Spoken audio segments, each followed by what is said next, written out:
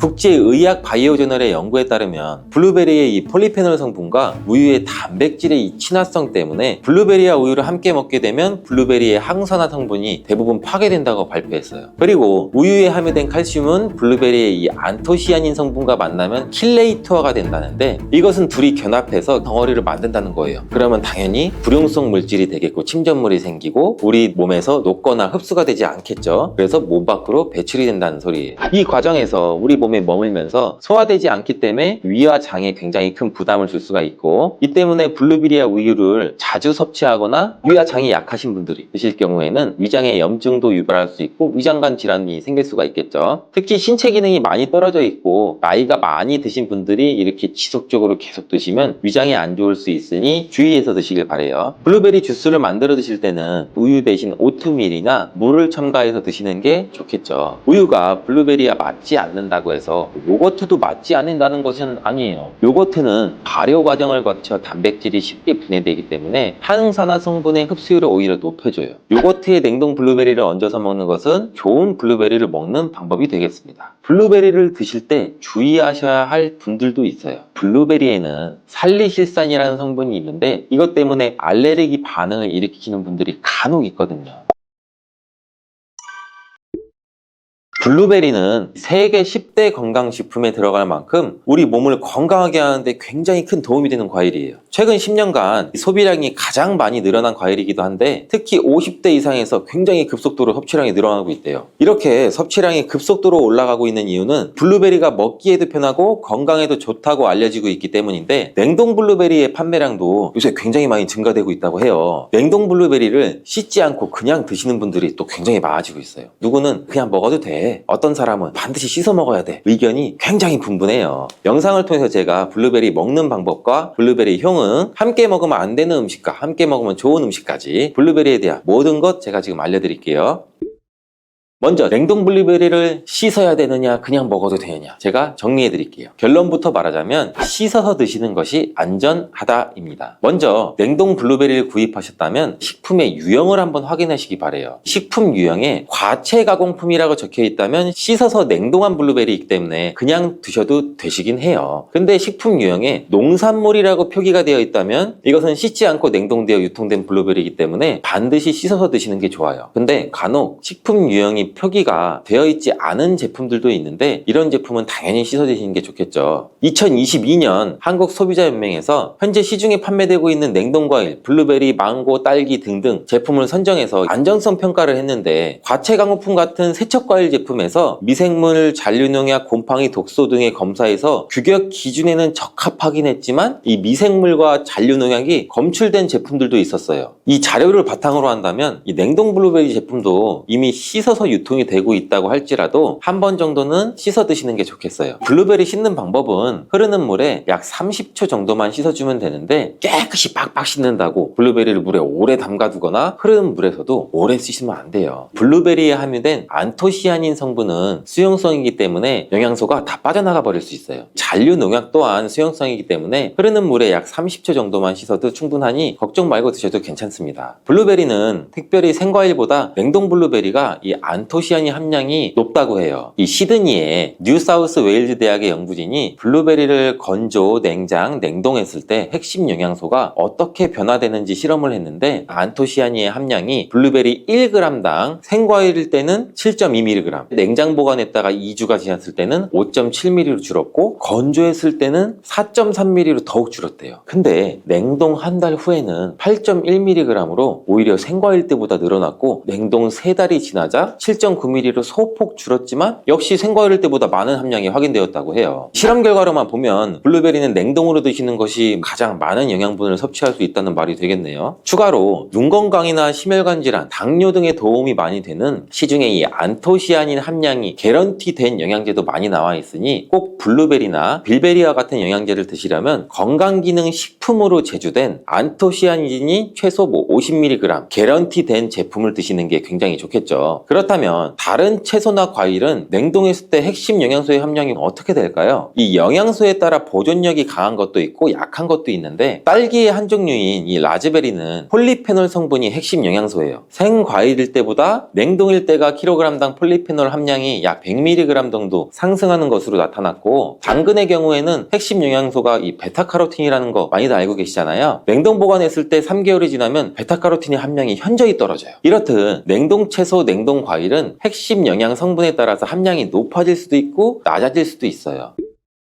냉동 블루베리를 구입하셔서 보관할 때는 주의사항이 있어요. 판매되는 냉동 블루베리는 대량으로 포장되어 있는데 한 번에 드실 수가 없는 양으로 포장이 되어 있어요. 냉동 블루베리는 해동해서 드시게 되면 녹으면서 안토시아닌까지 함께 녹아 나오기 때문에 냉동실에서 꺼내 바로 드시는 게 가장 좋아요. 혹시나 해동이 되었다면 다시 냉동하시면 안 돼요. 해동이 되면서 미생물이 증식을 하게 되고 그 상태로 냉동을 하면 미생물까지 함께 냉동이 돼요. 그것을 드시면 당연히 복통이나 설사나 이런 걸 유발할 수가 있겠죠. 블루베리의 핵심 영양소인 안토시아닌은 폴리페놀의 일종으로 식물에 굉장히 많이 함유된 청자색을 띠는 성분이에요. 블루베리의 색깔이 짙은 보라색을 띠는 것은 바로 이 안토시아닌 성분 때문에 그런데, 안토시아닌의 과일변 함량에서는 빌베리 블루베리가 가장 높은 함량을 가지고 있는 것으로 알려져 있는데, 안토시아닌 함량이 높고 좋은 빌베리일수록 우리가 먹었을 때 입안에 보랏빛으로 착색이 심하게 되는 경우가 많아요. 인공색소가 아니기 때문에 전혀 걱정 안 하셔도 되고, 10분 정도 지나면 자연히 없어지니 시중에 빌베리, 블루베리가 포함된 건강기능 식품을 드셨을 때 오히려 착색이 되더라도 전혀 걱정하지 않으셔도 돼요. 안토시아닌의 가장 큰 효능은 눈을 건강하게 한다는 것. 이 안토시아닌은 로놉신의 제합성을 촉진시켜서 이 시력을 보호하고 백내장이나 안구건조 등 망막염 등 눈질환을 예방하기도 해요. 눈의 피로와 노화를 방지해서 초기 근시도 예방하는 것으로 알려져 있는데, 강력한 항산화 물질인 이 안토시아닌은 우리 몸의 활성산소를 제거해서 세포의 노화를 방지해주는데 뇌세포의 노화까지 같이 예방을 해준다고 해요. 폴리페놀 성분인 이 안토시아닌은 우리 뇌의 신경세포를 보호해주고 신경 전달 물질의 분비를 촉진시켜 뇌기능도 향상시켜주면서 뇌의 해마를 자극해서 기억력도 향상시키고 치매를 예방하는 데도 도움을 줄 수가 있다고 해요. 이 테로스틸벤 성분이 뇌의 신경 전달 물질인 도파민과 노르에피네프린의 분비를 촉진시켜서 집중력을 향상시키는 데에도 도움을 주는 것으로 알려져 있고요. 간단히 말하자면 블루베리를 꾸준히 섭취하시면 기억력, 집중력을 향상시키고 치매를 예방하는 데에도 조금이나마 도움을 줄 수 있다는 거예요. 또한 활성산소를 제거하는 이 안토시아닌은 피부 미용에도 굉장히 좋은 효능을 발휘하는데, 이 피부 노화를 방지할 뿐만 아니라 염증을 제거하고 억제하는 효과도 있어 여드름 피부를 개선하는 데에도 도움이 돼요. 또한 비타민과 미네랄이 풍부해서 피부를 건강하게 유지하고, 풍부한 안토시아닌과 비타민C는 피부의 수분을 유지하는 데도 도움을 주고 주름도 예방하고 피부 톤도 밝게 하는 데도 도움을 줄 수가 있죠. 그리고 풍부한 식이섬유는 장의 운동을 촉진시켜주고 장내의 노폐물도 흡착하고 배출을 시켜서 피부 트러블 개선하는 효과도 같이 가지고 있어요. 나이가 들면서 머리 숱도 줄어들게 돼서 탈모를 걱정하시는 분들도 굉장히 많은데, 블루베리가 탈모 예방에도 굉장히 효과적이에요. 블루베리에 들어있는 이 안토시아닌은 튼튼한 모발이 자라날 수 있도록 모낭세포를 자극해주고 두피세포의 노화를 예방해서 탈모를 또 예방하게 되는 거예요. 블루베리에 함유된 또 비타민C는 머리카락 조직 형성에 필수적인 성분이고 콜라겐 생성을 촉진시킬 수 있는 성분이어서 모발을 강화하고 두피 건강을 증진하는 데에도 굉장히 큰 도움이 돼요. 항산화 성분이 안토시아닌은 머리카락 세포도 송산시키는 이 자유라디칼을 제거하고 머리카락 손상을 예방하는 데 도움이 돼서 탈모를 또 예방하는 그런 원리죠. 블루베리는 당뇨의 위험이 있는 분들한테 굉장히 큰 도움이 되거든요. 블루베리, 빌베리는 혈당 수치를 낮춰주고 당분을 에너지원으로 사용하는 이 신진대사의 과정을 촉진해주는 효능이 있어요. 미국의 당뇨병 협회는 빌베리, 블루베리를 당뇨병 슈퍼푸드라고 부르면서 블루베리를 꾸준히 드시면 인슐린 감수성을 향상시키고 혈당을 낮추는 데 도움이 된다고 발표했어요. 블루베리에 대한 연구를 굉장히 많이 진행을 했는데, 하루에 약 150g의 블루베리를 섭취한 실험군은 혈당 스파이크의 발생이 현저히 낮아졌고 인슐린 수치 또한 낮아진 것으로 확인되었다고 발표했어요. 블루베리에 함유된 이 안토시아닌뿐만 아니라 칼륨, 비타민 B6는 또 심장 건강을 지키는 데 굉장히 큰 도움을 주는데, 이 성분은 우리 몸의 콜레스테롤과 혈액의 지방을 감소시켜서 혈액순환을 또 원활하게 해준다고 해요. 이러한 효능으로 심장마비나 협심증을 일으키는 죽상동맥경화증을 예방하는데 굉장히 큰 도움을 주게 되죠. 또한 호모시스테인이 우리 몸에 과다하게 축적이 되면 혈관을 손상시켜요. 그리고 혈전을 생성해서 이 심장마비, 뇌졸중 이런 심혈관 질환을 유발할 수 있는데, 블루베리의 풍부한 엽산과 비타민 B6는 호모시스테인의 축적을 방지해서 심혈관 질환도 예방할 수가 있어요. 블루베리를 많이 드시는데 이 블루베리 잎에는 관심이 별로 없는 것이 사실이에요. 블루베리 잎이 열매의 항산화 효능보다는 뛰어나다고 하는 사실 알고 계신가요? 블루베리 잎은 열매보다 이 안토시아닌 함량이 또 높고, 또한 폴리페놀의 일종인 클로로겐산의 함량도 높아서 열매보다 항산화 효과가 20배에서 30배 정도 높은 것으로 알려져 있어요. 굉장히 놀랍지 않아요? 이러한 블루베리 잎은 차로 우려서 드시면 되는데, 물 1리터 정도에 잎 약 4g 정도를 넣고 10분 정도 끓인 후에 식혀서 드시면 돼요. 블루베리가 새콤달콤 맛이 난다면 블루베리 잎차는 구수한 맛이 나더라고요.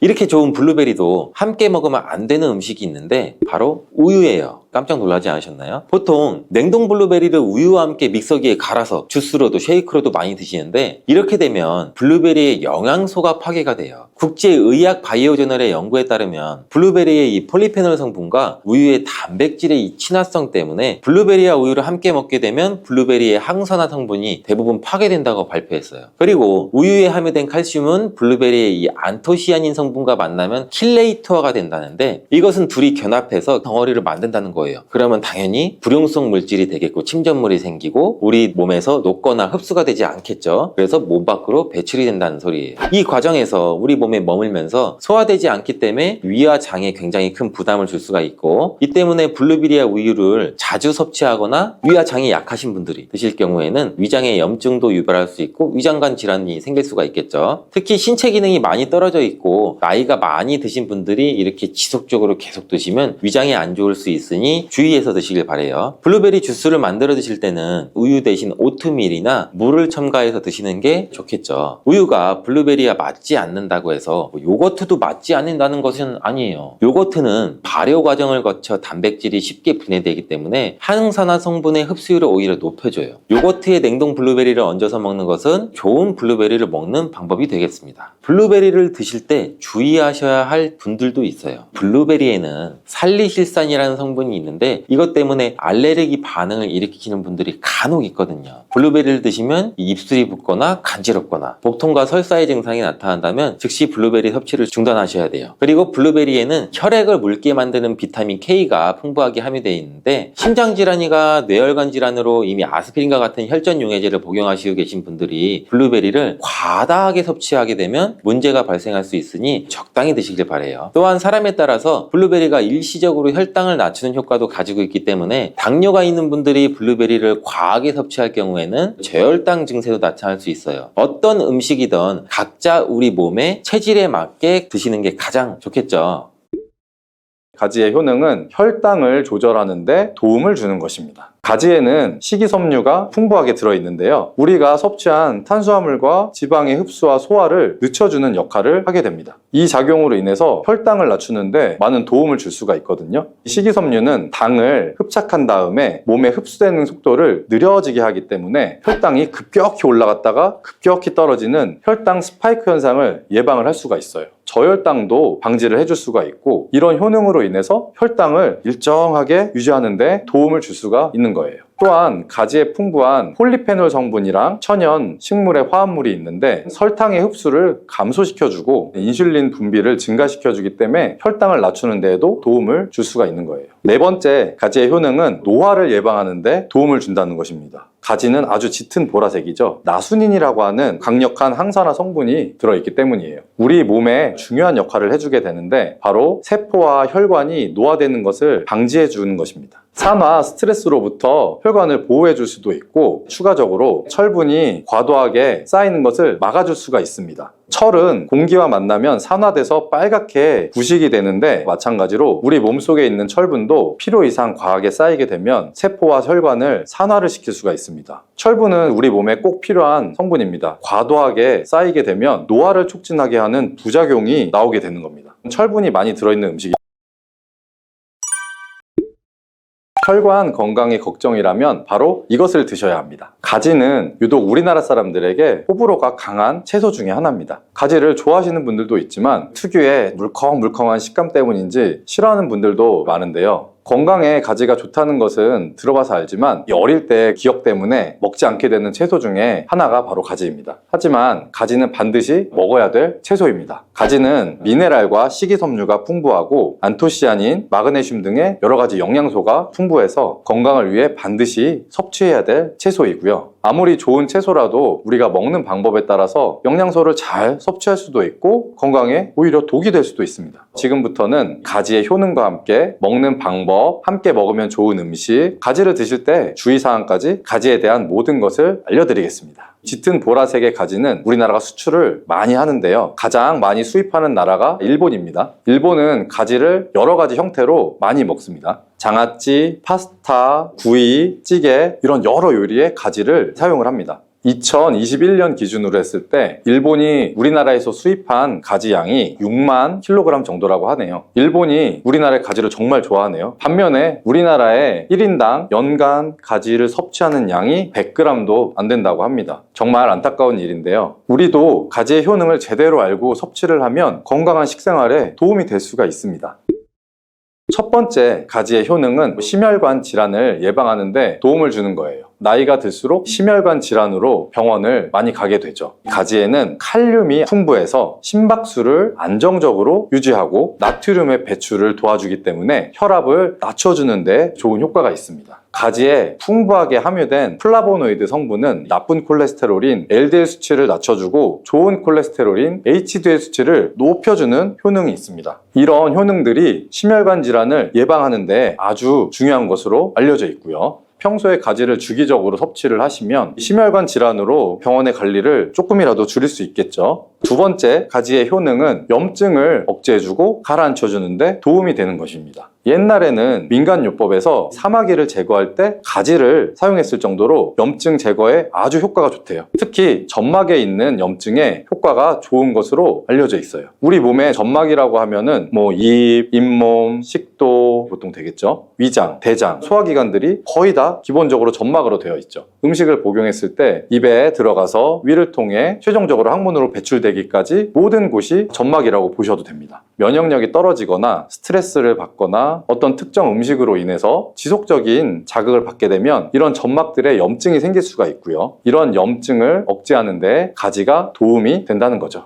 세 번째 가지의 효능은 혈당을 조절하는 데 도움을 주는 것입니다. 가지에는 식이섬유가 풍부하게 들어있는데요. 우리가 섭취한 탄수화물과 지방의 흡수와 소화를 늦춰주는 역할을 하게 됩니다. 이 작용으로 인해서 혈당을 낮추는데 많은 도움을 줄 수가 있거든요. 식이섬유는 당을 흡착한 다음에 몸에 흡수되는 속도를 느려지게 하기 때문에 혈당이 급격히 올라갔다가 급격히 떨어지는 혈당 스파이크 현상을 예방을 할 수가 있어요. 저혈당도 방지를 해줄 수가 있고 이런 효능으로 인해서 혈당을 일정하게 유지하는 데 도움을 줄 수가 있는 거예요. 또한 가지에 풍부한 폴리페놀 성분이랑 천연 식물의 화합물이 있는데 설탕의 흡수를 감소시켜주고 인슐린 분비를 증가시켜주기 때문에 혈당을 낮추는 데에도 도움을 줄 수가 있는 거예요. 네 번째 가지의 효능은 노화를 예방하는 데 도움을 준다는 것입니다. 가지는 아주 짙은 보라색이죠. 나수닌이라고 하는 강력한 항산화 성분이 들어있기 때문이에요. 우리 몸에 중요한 역할을 해주게 되는데 바로 세포와 혈관이 노화되는 것을 방지해 주는 것입니다. 산화, 스트레스로부터 혈관을 보호해 줄 수도 있고 추가적으로 철분이 과도하게 쌓이는 것을 막아줄 수가 있습니다. 철은 공기와 만나면 산화돼서 빨갛게 부식이 되는데 마찬가지로 우리 몸속에 있는 철분도 필요 이상 과하게 쌓이게 되면 세포와 혈관을 산화를 시킬 수가 있습니다. 철분은 우리 몸에 꼭 필요한 성분입니다. 과도하게 쌓이게 되면 노화를 촉진하게 하는 부작용이 나오게 되는 겁니다. 철분이 많이 들어있는 음식이 붉은색을 띠는 고기 제일 먼저 생각이 나죠. 평소에 고기를 좋아하고 많이 드시는 분들은 가지와 함께 드시면 정말 좋습니다. 다섯 번째 가지의 효능은 감염을 예방해 주는 겁니다. 면역력이 떨어져서 세균이 우리 몸에 들어오면 감염에 걸릴 수가 있죠. 가지에 풍부하게 함유된 클로로겐산과 폴리페놀 성분들이 세균이랑 바이러스를 제거해주는 효과가 있어서 감염 예방하는 데 큰 도움이 됩니다. 이런 효과는 가지의 껍질이랑 꼭지 부분에서 특히 좋은 효과를 나타낼 수가 있는데요. 보통 요리를 할 때 가지 꼭지는 잘라서 버리게 되죠. 이제부터는 가지 꼭지를 버리지 마세요. 말려서 끓인 물로 가글을 하시면 천연 구강 세정제의 역할을 할 수가 있어요. 꼭지에는 스코폴레틴이라는 성분이 함유가 되어 있는데 이 성분은 파이토케미컬이라는 성분의 일종이고요. 나쁜 균을 억제하는 데 탁월한 효과를 발휘를 하기 때문이에요. 이런 효능 덕분에 감염뿐 아니라 염증을 억제해주는 데도 도움이 됩니다. 우리 입속에는 각종 세균들이 셀 수 없을 정도로 많이 있죠. 이런 세균들이 충치나 치주염, 구내염 등을 발생시키는 주범이 되고요. 나이가 들면서 치아나 잇몸의 건강이 좋지 않아서 소금물을 가지고 가글을 하시는 분들도 있죠, 집에서. 소금은 삼투압의 효과가 있기 때문에 잇몸에 붓기를 빼고 약간의 살균 작용을 하기도 하지만 염증 자체를 없애주지는 못하거든요. 그래서 가글을 하시려면 가지를 이용해서 하시면 좋은데요. 말려놓은 가지 꼭지를 15분에서 한 20분 정도 끓여주신 다음에 식히고 소금을 타셔서 가글을 하시면 잇몸병이랑 구내염을 예방하는 데 큰 효과를 볼 수가 있습니다.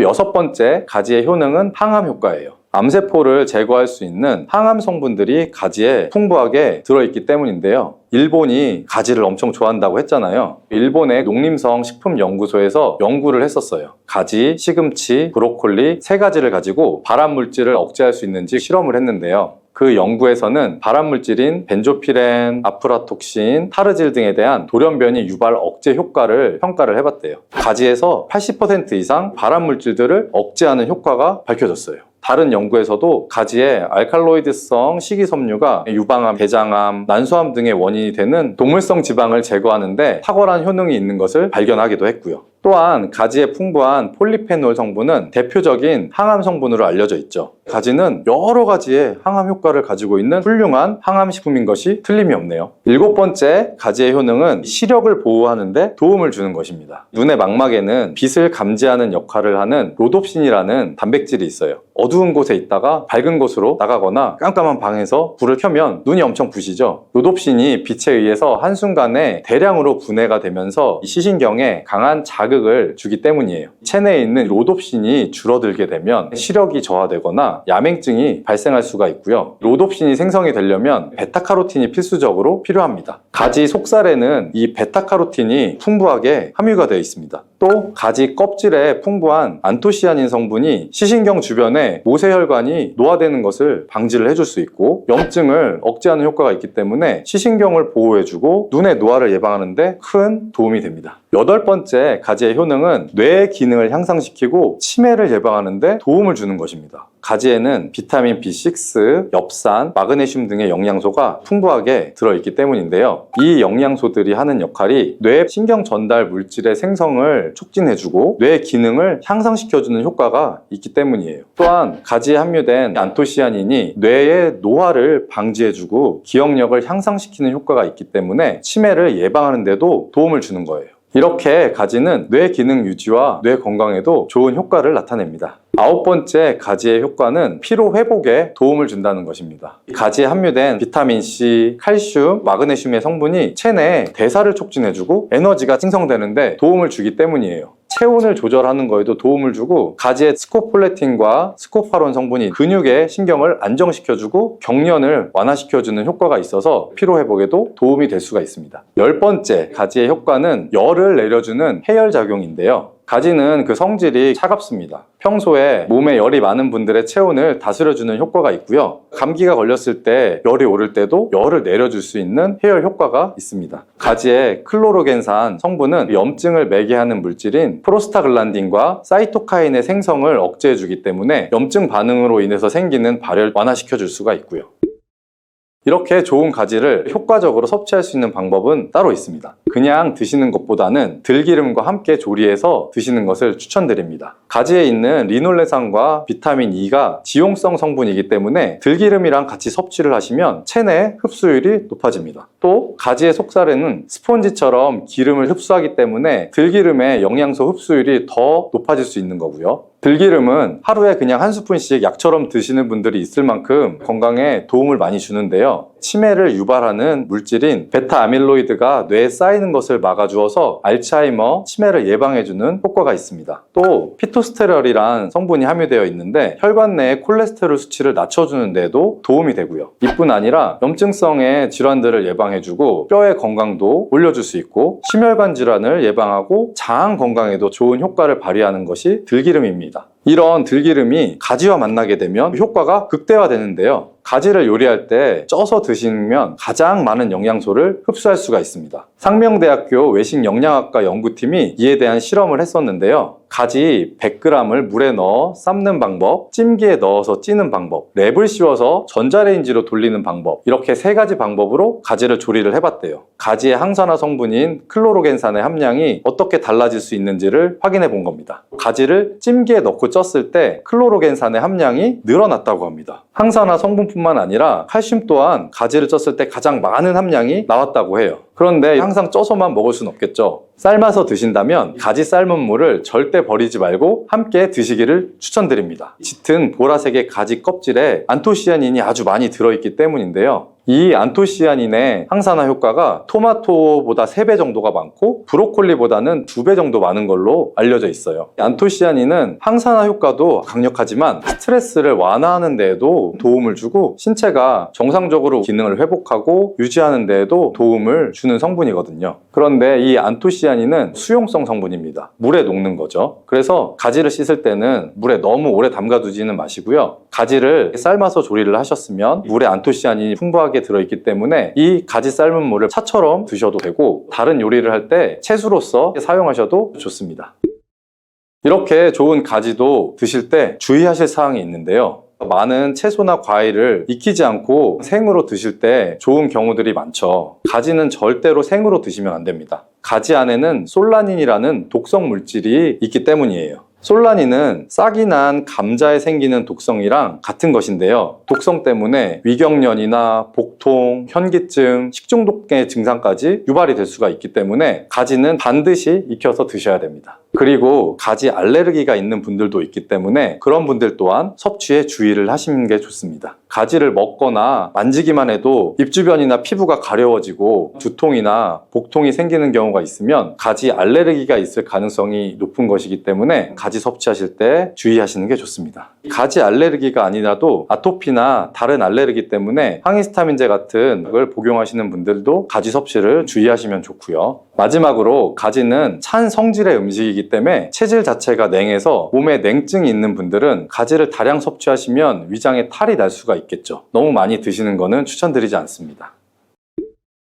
대파에서 대파의 뿌리는 특히 채소와 육수를 만들 때 많이 사용하는데요. 대파의 뿌리에는 알리신이라는 성분이 풍부하게 함유되어 있습니다. 이 알리신은 우리 몸을 따뜻하게 열을 올려주는 역할을 하고 혈액순환을 원활하게 해주어서 신경을 안정화시켜주기도 하는데요. 이렇게 신경을 안정시켜주는 효능으로 불면증도 완화해 주어서 잘 때 머리맡에 두고 주무시는 분들도 계십니다. 그리고 알리신은 몸에 열을 내주는 효능으로 기침 감기나 가래를 완화시켜주는 데에도 도움을 주며 항균, 항암 효과도 있어서 각종 바이러스와 암세포를 억제해 주어 암을 예방하는 데도 탁월한 효능을 발휘합니다. 알리신은 지방을 분해해서 배출해 주어 다이어트에도 도움을 준다고 알려져 있죠. 그리고 대파의 뿌리 부분에는 폴리페놀 성분도 많이 함유되어 있어서 심혈관 질환 예방에 탁월한 효능이 있습니다. 식이섬유도 풍부하여 장운동을 활성화하고 배변 활동을 도와 변비를 예방하고 숙변을 제거하는 효능도 있고요. 이런 대파 뿌리를 채소나 육수 만드실 때 말고는 사실 특별히 많이 쓰진 않는데요. 대파 뿌리의 특급 레시피를 하나 알려드릴게요.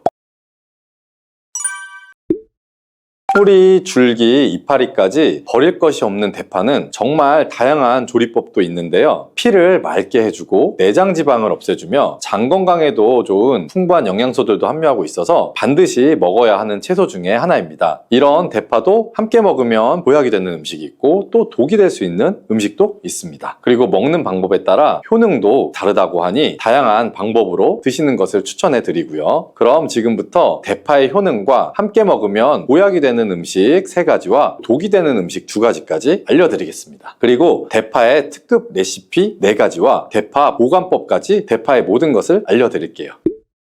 우리나라에서는 통일신라 시대부터 재배를 했다고 알려져 있습니다. 그만큼 오랫동안 재배하고 식탁에 올라온 채소인데요. 대파 이 특유의 향이 다른 식재료의 잡냄새를 제거하는데 아주 탁월한 효과가 있어서 생선이나 고기류의 냄새를 제거하는 향신료로도 많이 사용되고 있죠. 뿐만 아니라 물에 넣고 끓이게 되면 감칠맛이 좋아져서 다양한 육수와 채소를 만드는 데에도 빠지지 않고 들어가는 재료이기도 합니다. 이런 대파의 첫 번째 효능이 바로 내장 지방 지방을 싹 빼준다는 것인데요. 대파에는 특유한 향과 알싸한 매운맛을 나게 하는 성분이 있습니다. 이 성분이 바로 황화알릴이라는 성분입니다. 이 황화알릴은 대파에 열을 가해서 굽게 되면 프로필 메르캅탄이라는 성분과 아조엔이라는 성분으로 변하게 되는데요. 대파를 구울 때 매운맛을 내는 성분은 휘발이 돼서 없어지게 되고요. 단맛이 나는 성분이 생성되는데 그 성분이 바로 프로필 메르캅탄입니다. 이 프로필 메르캅탄의 단맛 강도가 설탕 단맛의 강도보다 무려 50배나 강해서 대파의 단맛이 좋게 느껴지는 거고요. 정말 놀랍지 않나요? 근데 단맛 하면 당뇨가 있는 분들은 혈당이 오를까봐 걱정을 하게 되시잖아요. 이 성분은 설탕과는 다르게 혈당을 오르게 하지 않기 때문에 당뇨가 있는 분들도 전혀 부담 없이 드실 수 있는 단맛입니다. 또 열을 가하면 아조엔이라는 성분이 만들어진다고 했잖아요. 바로 이 성분이 우리 몸을 회복시켜주는 효능이 있습니다. 그럼 어떻게 우리 몸을 회복시킬까요? 그것은 바로 혈관을 깨끗하게 해주기 때문입니다. 아조엔의 별명이 바로 혈관 청소부인데요. 혈관에 나쁜 콜레스테롤을 제거해주고 혈액이 뭉쳐서 생기는 혈전 생성을 방지해주게 됩니다.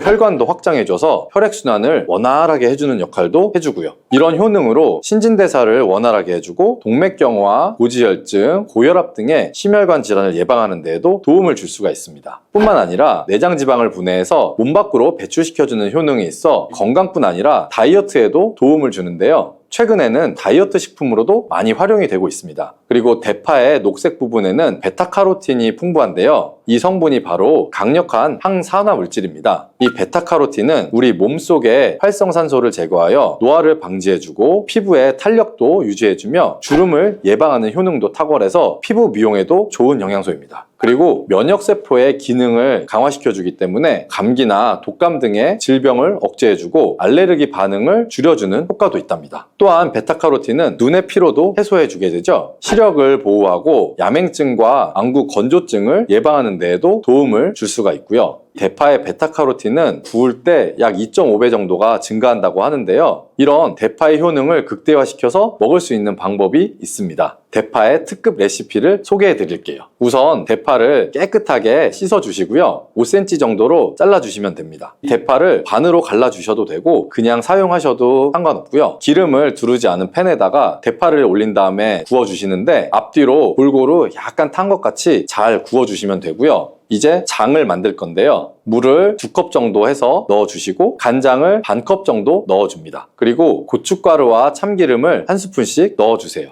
이렇게 넣고 한번 끓여주시고 다 끓고 나면 식초를 반 스푼 정도 넣어주시면 됩니다. 이렇게 만들어진 양념장을 구운 대파를 넣은 그릇에 붓고 하루 정도 숙성시켜서 드시면 됩니다. 물론 바로 드셔도 되지만 숙성시켜 드시면 더 맛있는 대파 요리를 드실 수가 있습니다. 그리고 대파에서 대파의 뿌리는 특히 채소와 육수를 만들 때 많이 사용하는데요. 대파의 뿌리에는 알리신이라는 성분이 풍부하게 함유되어 있습니다. 이 알리신은 우리 몸을 따뜻하게 열을 올려주는 역할을 하고 혈액순환을 원활하게 해주어서 신경을 안정화시켜주기도 하는데요. 이렇게 신경을 안정시켜주는 효능으로 불면증도 완화해 주어서 잘 때 머리맡에 두고 주무시는 분들도 계십니다. 그리고 알리신은 몸에 열을 내주는 효능으로 기침 감기나 가래를 완화시켜주는 데에도 도움을 주며 항균, 항암 효과도 있어서 각종 바이러스와 암세포를 억제해 주어 암을 예방하는 데도 탁월한 효능을 발휘합니다. 알리신은 지방을 분해해서 배출해 주어 다이어트에도 도움을 준다고 알려져 있죠. 그리고 대파의 뿌리 부분에는 폴리페놀 성분도 많이 함유되어 있어서 심혈관 질환 예방에 탁월한 효능이 있습니다. 식이섬유도 풍부하여 장운동을 활성화하고 배변 활동을 도와 변비를 예방하고 숙변을 제거하는 효능도 있고요.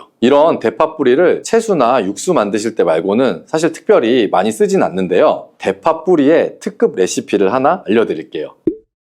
그것은 바로 대파 뿌리 생강차입니다. 대파 뿌리와 생강을 함께 끓여서 차로 드시게 되면 기관지나 폐와 같은 호흡기 염증을 제거해주고 무릎과 같은 관절의 염증도 제거해주어서 관절 통증도 완화시켜줄 수가 있습니다. 생강에는 진저롤, 효가올, 페놀 화합물 등 다량의 항염증 성분들이 함유가 돼 있어서 우리 몸의 염증을 제거하는데 탁월한 효능을 갖고 있습니다. 생강은 약재로서도 오랫동안 사용되어 왔죠. 최근에도 계속해서 효능이 발견되고 있을 정도로 약성이 아주 좋은 식품 중에 하나인데요. 최근에 한 연구 결과에 따르면 생강에는 소염 진통제로 많이 사용되는 이부프로펜과 비슷한 항염증 효과가 있고 류마티스 관절염을 완화시키는 데에도 효과가 좋은 것으로 밝혀졌습니다. 그럼 지금부터 대파 뿌리 생강차를 만드는 방법을 알려드릴게요. 먼저 생강을 물에 넣고 끓여주시고요. 처음에는 강불로 해주시고 끓기 시작하면 중불로 줄여서 20분 정도 더 끓여줍니다. 그 후에 대파 뿌리를 넣고 3분 정도 더 끓여주시면 되고요. 이렇게 끓인 물에서 생강과 대파 뿌리는 건져주시고 따뜻할 때 드시거나 냉장고에 넣고 시원하게 드셔도 됩니다. 이렇게 대파 뿌리와 생강을 함께 끓여서 차로 드시면 효과를 극대화할 수가 있는데요. 다만 평소에 소화가 잘 안 되고 위가 약하신 분들은 이렇게 끓인 대파뿌리 생강차에 물을 섞어서 연하게 드시는 것을 추천해 드립니다. 이렇게 해서 하루에 한두 번 정도 꾸준히 드시면 감기 걱정도 줄어들고 또 몸의 염증도 완화시켜서 관절염으로 인한 통증도 줄이실 수가 있습니다. 그리고 대파와 함께 드시면 보약이 되는 좋은 음식에는 무가 있습니다. 무를 말려서 무말랭이로 드시면 무의 좋은 성분들을 농축하여 드실 수 있다고 했는데요. 간단하게 다시 한번 알려드리자면 무를 드시면 기침과 가래를 멈추게 해주는 효능이 있고 소화를 잘 되게 해주며 혈관을 깨끗하게 해줘서 심혈관 질환에도 도움을 줄 수가 있습니다. 또한 칼슘 함량이 높아서 몸의 골다공증을 예방하고 뼈를 튼튼하게 만들어주죠. 그리고 해독작용도 뛰어나고 혈당 조절을 해주어서 당뇨를 예방하는 데에도 도움을 줄 수가 있습니다. 이렇게 좋은 무를 대파와 함께 드시면 그 효능이 극대화가 될 수 있는데요. 특히 혈액을 깨끗하게 해주어서 심혈관 질환을 예방하며 당뇨 또한 예방해줄 뿐만 아니라 당뇨 합병증을 완화시켜주는 데에도 탁월한 도움을 받을 수가 있습니다. 대파를 넣은 무말랭이 무침을 만들어서 드시면 오독오독한 무말랭이 식감도 좋고 입맛도 돌게 하는 반찬으로도 정말 좋으니 꼭 대파 무말랭이 무침도 만들어서 드셔보시길 바랍니다. 대파와 함께 드시면 보약이 되는 음식 세 번째는 바로 두부입니다. 대파와 두부가 만나면 우리 몸에 에너지를 공급해서 활력이 넘치도록 도와주게 되는데요. 그 이유는 바로 대파의 알리신 성분과 두부의 비타민 B1이 만나면 알리티아민으로 전환이 되는데요. 이 알리티아민이 비타민의 체내 흡수율을 높여주고 신진대사를 촉진해 주어서 우리 몸의 피로를 회복하고 에너지를 불어 넣어주기 때문인데요. 그럼 여기서 대파 두부 조림을 맛있게 만들어 드시는 특급 레시피를 알려드릴게요. 먼저 잘 씻은 대파를 어슷썰기로 썰어 주시고요. 두부는 정사각형 모양으로 깍둑 썰기를 해주시면 됩니다. 먼저 두부를 기름 두른 팬에다가 잘 구워 주시고요. 두부가 노릇노릇해지면 썰어 놓은 대파를 넣어줍니다. 간장을 2스푼 정도 넣어주시고요. 고소한 참깨도 잘 뿌려서 익혀주시면 대파 두부조림 완성입니다. 정말 맛있겠죠? 이렇게 만든 대파 두부 조림을 드시면 활력 넘치는 하루를 보내실 수 있을 겁니다. 대파와 함께 드시면 보약이 되는 음식 네 번째 알려드릴게요. 그것은 바로 대파 팽이버섯 부침입니다. 팽이버섯은 버섯 중에서도 버섯의 키토산의 성분이 가장 많이 함유하고 있을 뿐만 아니라 식이섬유가 정말 풍부하게 함유되어 있는데요. 버섯 키토산은 혈액 속에 지방을 분해하고 콜레스테롤을 제거해서 고혈압, 동맥경화, 심장병 같은 심혈관 질환을 예방할 뿐 아니라 체내에 지방을 흡착해서 배출시켜 주어 내장 지방을 줄여주는 데에도 탁월한 효능이 있습니다. 또한 체내에 쌓여있는 이 중금속의 배출을 돕고 간 건강을 돕는 효능도 있다고 알려져 있고요. 그리고 풍부한 식이섬유가 있어서 배변 활동을 도와 숙변을 제거하는 데에도 큰 도움을 줍니다.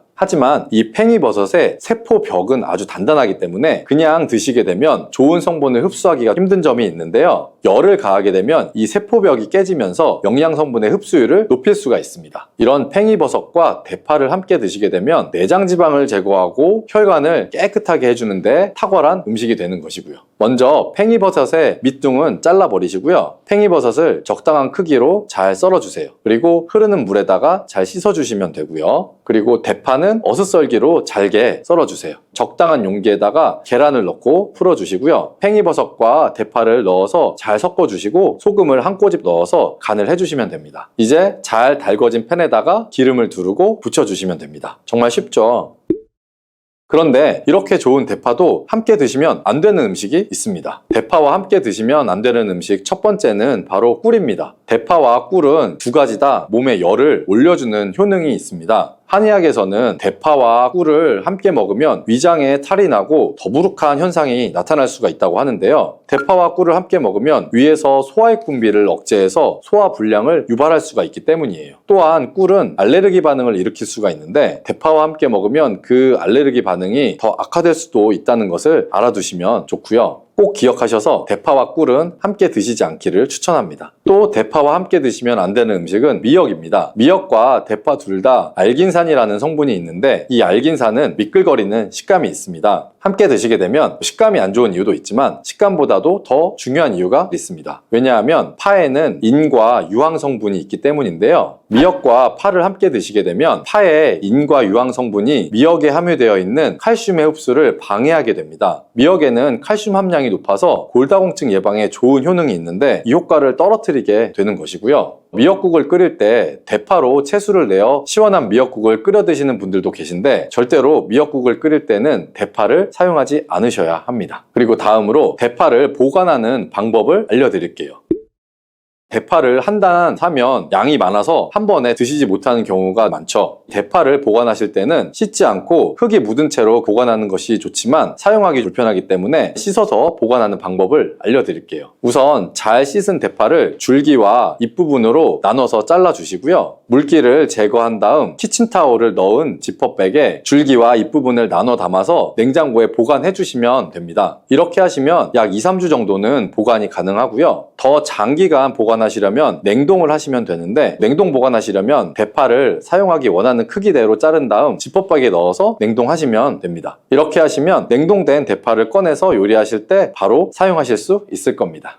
우리가 늘 곁에 두고 먹으면서도 진가를 다 알지 못했던 착한 음식 감자 이야기를 풀어드리려고 합니다. 밥상에 자주 오르지만 그냥 배 채우는 탄수화물 아니야? 하고 지나치기 쉬웠죠. 사실 감자는 세계 4대 주식 작물로 꼽힐 만큼 아주 훌륭한 식량이면서도 이제껏 밝혀진 연구를 꼼꼼히 살펴보면 혈관부터 뼈, 근육, 피부, 장 건강까지 챙겨주는 팔방미인 식품입니다. 특히 60대 이후에는 근육이 해마다 1%씩 줄어들기 때문에 단백질과 미네랄 관리가 필수인데요. 감자는 이 부분에서도 큰 도움을 줍니다. 지금부터 감자의 숨은 효능, 제대로 맛과 영양을 살리는 조리법, 드실 때 꼭 기억해야 할 안전 수칙, 그리고 함께 먹어야 더 좋은 식재료까지 모두 정리해 드릴 테니 메모지 꺼내 두시고 편안히 들어주세요. 먼저 감자 한 알에 어떤 영양이 들어있는지부터 살펴볼까요? 중간 크기 감자 한 개 약 150g에는 열량이 고작 110kcal 정도밖에 되지가 않습니다. 대신 수분이 80% 이상이라 갈증 해소에도 좋고 비타민C가 약 27mg이나 들어있어서 하루 필요량의 약 30%를 충당해줍니다. 비타민C는 열에 약하다는 말 많이 들어보셨죠? 감자 속에 있는 비타민C는 전분이 둘러싸서 보호막을 만들어주기 때문에 삶거나 찌워도 손실이 비교적 적습니다. 덕분에 피부와 잇몸, 혈관을 구성하는 콜라겐 합성을 도와서 주름이나 출혈, 또 잇몸 붓기를 예방해주고 철분 흡수를 도와서 빈혈 개선에도 힘을 보태줍니다. 감자 껍질과 바로 밑에 과육에는 클로로겐산이라는 폴리페놀 항산화 물질이 아주 듬뿍 들어있습니다. 이 성분은 세포 노화를 막아주고 몸속의 과산화지제를 줄여서 피부 탄력과 주름 관리, 또 심장질환 예방, 그리고 암세포 억제에도 긍정적인 역할을 한다고 알려져 있습니다. 콜레스테롤, 중성지방이 높은 분, 혈당이 들쑥날쑥한 분, 살이 잘 찌는 체질이신 분에게 아주 꼭 필요한 자연 항산화제가 되겠죠. 감자 한 개에는 바나나 한 개보다 많은 칼륨이 숨어 있는데요. 칼륨은 몸속의 나트륨을 밖으로 내보내서 혈압을 부드럽게 낮춰주고 다리 부종과 경련을 완화해줍니다. 자다가 종아리에 쥐가 자주 나는 분은 아침에 쪄서 껍질째 드신 감자 한 개가 아주 훌륭한 칼륨 보충제가 될 수 있습니다. 게다가 마그네슘도 하루 권장량의 약 10%가량이 들어있어서 근육 이완과 심장 박동 안정에도 한몫을 해주죠. 단백질 이야기도 빼놓을 수가 없는데요. 감자 100g의 단백질 함량은 약 2g 남짓이지만 질이 뛰어나다는데 그 의미가 있습니다. 네덜란드 연구에서 흡수율 그리고 아미노산의 균형을 따져서 100점을 넘으면 최고급 단백질이라 불렀었는데 달걀, 카제인과 함께 감자가 그 명단에 이름을 올렸습니다. 캐나다 연구도 감자 단백질을 섭취한 그룹이 근육 합성이 더 빨랐다는 결과를 내놓았죠. 날마다 달걀 한두 개와 껍질째 찐 감자 한두 개를 같이 드시면 동물성, 식물성 단백질을 균형 있게 받아서 근육이 빠지는 속도를 늦추고 힘찬 일상을 유지하실 수가 있습니다. 이쯤 되면 좋은 건 알겠는데 그럼 어떻게 먹어야 영양 손실을 줄일 수 있을까 효능일까 궁금하실 텐데요. 감자를 조리할 때 효능 변화가 큰 영양소가 바로 클로로겐산입니다. 생감자 껍질 1g엔 1mg 정도 들어있는데 삶으면 0.6mg으로 줄어들고 찌면 오히려 1.6mm까지 늘어난다는 실험 결과가 있습니다. 이는 찌는 과정에서 효소의 활성이 살아나고 물에 녹아서 빠져나가지 않기 때문인데요. 반면에 구울 때는 약 200도씨 이상 고온을 오래 가해서 폴리페놀이 대부분 파괴가 되고 튀기면 기름과 열이 만나서 발암물질인 아크릴아마이드가 생길 수 있어서 피하는 것이 좋습니다. 결론은 그래서 간단합니다. 깨끗이 씻어서 껍질째 찐 감자가 영양 보존율 1등입니다. 찔 때는 찜통 뚜껑에 물방울이 다시 떨어져서 과육이 물러지지 않도록 면포를 한 겹 덮어주시면 식감이 훨씬 좋습니다. 그럼 생감자즙 이야기도 한번 해볼까요? 위궤양, 위염이 잦은 분은 공복에 생감자즙을 한 컵 마시면 위산과다로 인한 통증을 완화하는데 도움을 받을 수가 있습니다. 만드는 요령은 간단한데요. 깨끗이 씻어서 싹과 녹색의 껍질을 잘 도려낸 감자 반 개를 사과 조각 그리고 비트 조각과 함께 믹서에 넣고 물을 반 컵 정도를 부어서 곱게 갈아주시면 바로 완성이 됩니다. 다만 감자가 찬 성질이 강하기 때문에 배가 찬 분들이나 평소 장 트러블이 잦은 분은 한 번에 종이컵 절반 정도의 양만 드시고 따뜻한 물이나 여기에 생강차를 곁들이시면 속이 편안하실 겁니다. 감자는 글루텐이 없어서 밀가루 알레르기가 있는 분도 부담 없이 드실 수 있다는 장점이 있습니다. 대신 혈당 걱정이 있는 분은 양 조절이 중요한데요. 감자 자체의 혈당 지수는 밥보다는 약간 낮지만 익히는 방식이 이 당의 수치를 결정하게 됩니다. 구운 감자나 말랑하게 삶은 감자는 전분이 노화되지 않아서 혈당을 빨리 올릴 수가 있습니다. 껍질째 찐 뒤에 식혀서 먹으면 저항성 전분이 늘어나 혈당 상승이 완만해져서 당뇨가 있으신 분이라면 찐 뒤에 식혔다가 다시 살짝 데워 먹기 방법을 권합니다. 감자만 단독으로 많이 먹으면 탄수화물 과잉이 될 수 있기 때문에 여기에 삶은 달걀, 그릭 요거트, 삶은 콩과 한 접시에 담아서 단백질과 식이섬유를 함께 챙기시면 혈당 관리에도 훨씬 유리합니다. 이제 감자 먹을 때 주의사항도 짚고 넘어가 봐야겠죠. 감자의 싹과 녹색 부분에는 솔라닌이라는 독성 알칼로이드가 들어있습니다. 열을 가해도 쉽게 분해되지가 않아서 이걸 드시게 되면 메스꺼움, 설사, 두통이 생길 수가 있기 때문에 반드시 도려내고 드셔야 합니다. 겉이 주름지고 물렁한 감자, 흠집이 깊거나 곰팡이가 핀 감자, 그리고 빛에 노출이 돼서 군데군데 초록빛이 도는 감자는 과감하게 버리시길 권합니다. 만성 신장질환으로 칼륨 제한을 받으시는 분은 한 번에 작은 감자 반 개 정도만 드시고 드시기 전에 물에 얇게 썰어서 약 30분 이상 담가 칼륨을 일부 빼내는 방법도 기억해 두시면 좋습니다. 감자와 궁합이 맞는 음식도 여러 가지인데요. 앞서 말씀드린 달걀과의 궁합은 근육과 뼈 건강에 최고이고 김치, 된장, 청국장처럼 발효된 짠 음식을 곁들이면 칼륨이 나트륨 배출을 도와주기 때문에 짠맛의 부담을 낮출 수가 있습니다. 오븐 대신에 에어프라이어에 껍질째 반으로 썬 감자와 양파, 버섯을 넣고 180도에서 10분 정도만 돌려도 소금에 절인 듯한 감칠맛이 살아나는데 여기에 마늘, 파슬리, 올리브유를 살짝 뿌려주시면 혈관 보호 효과가 배가 됩니다. 찐 감자를 으깨서 요구르트 대신에 무지방 그릭 요거트, 아보카도와 함께 섞으면 마요네즈 없이도 아주 고소한 감자 샐러드를 즐길 수가 있으니 콜레스테롤 걱정이 있는 분도 안심하고 드실 수가 있겠습니다. 그리고 식사 타이밍도 중요한데요. 아침에 식욕이 없을 때 밥 대신 껍질째 찐 감자 두세 조각과 삶은 달걀, 견과류 한 줌, 따뜻한 두유 한 컵을 드시면 포만감이 오래 가기 때문에 점심에 과식하는 것을 막아줄 수가 있습니다. 저녁에는 감자를 너무 늦게 많이 드시면 칼륨, 수분 때문에 밤새 소변이 잦아질 수가 있어서 오후 6시 이전에 드시는 것이 좋고 그 이후에는 양파나 버섯, 브로콜리 같은 가벼운 채소로 마무리하시는 편이 좋습니다. 혹시 치아가 약해서 딱딱한 껍질이 부담스러우신가요? 껍질째 찐 뒤에 껍질 부분을 포크로 눌러서 으깨면 껍질이 아주 잘게 부서져서 치아가 약해도 씹는데 큰 무리가 없습니다. 믹서에 갈 때는 껍질째 넣으셔야지 항산화 성분을 오롯이 섭취할 수 있다는 점 꼭 잊지 마시고요. 그러면 보관 요령도 간단히 알려드리겠습니다. 감자는 빛을 만나면 바로 싹이 나고 초록빛이 돌기 시작하니까 서늘하고 통풍이 되는 어두운 곳에 두셔야 합니다. 양파와 같이 두면 수분을 빼앗겨서 금세 쭈글쭈글해지니 따로 보관하시는 것이 좋고 신문지에 싸서 상온 5에서 10도 정도 장소에 두는 것이 가장 좋습니다. 냉장고의 야채칸은 너무 차가워서 전분이 당으로 바뀌어 단맛이 변하고 조리 시에 갈색이 짙어질 수 있기 때문에 피하시는 것이 좋고요. 그럼 마지막으로 하루 얼마를 먹는 게 좋을까 한번 정리해 드리겠습니다. 특별한 신장 문제가 없는 성인이라면 소주잔 크기의 작은 감자 기준 2-3개, 중간 감자라면 1-2개 정도면 비타민C와 칼륨, 클로로겐산을 충분히 챙길 수가 있습니다. 당뇨가 있는 분은 한 끼에 중간 감자 반 개로 시작해 시작해서 혈당 반응을 살피면서 양을 조절하시면 좋고요. 그리고 생즙으로 드실 때는 하루 2잔을 넘기지 않는 것이 좋습니다. 그럼 내용을 한번 정리해 볼게요. 감자는 열량은 낮지만 비타민C, 클로로겐산, 칼륨, 마그네슘, 고급 단백질을 두루 지닌 고마운 식품입니다. 껍질째 깨끗이 씻어서 쪄서 드시면 영양 손실이 최소이고 달걀, 김치, 발효식품, 견과류와 같이 드시면 맛과 건강을 동시에 챙길 수가 있습니다. 싹이 난 부분과 녹색 껍질은 꼭 도려내고 신장 질환이 있으신 분들은 양을 줄여서 드시면 좋고요. 찬 성질 때문에 배가 약한 분은 따뜻한 차와 함께 드시면 속이 편안하실 겁니다. 오늘 알려드린 팁으로 올 가을부터는 감자를 그냥 반찬이 아니라 근육과 혈관을 지켜주는 든든한 영양 파트너로 한번 삼아보세요.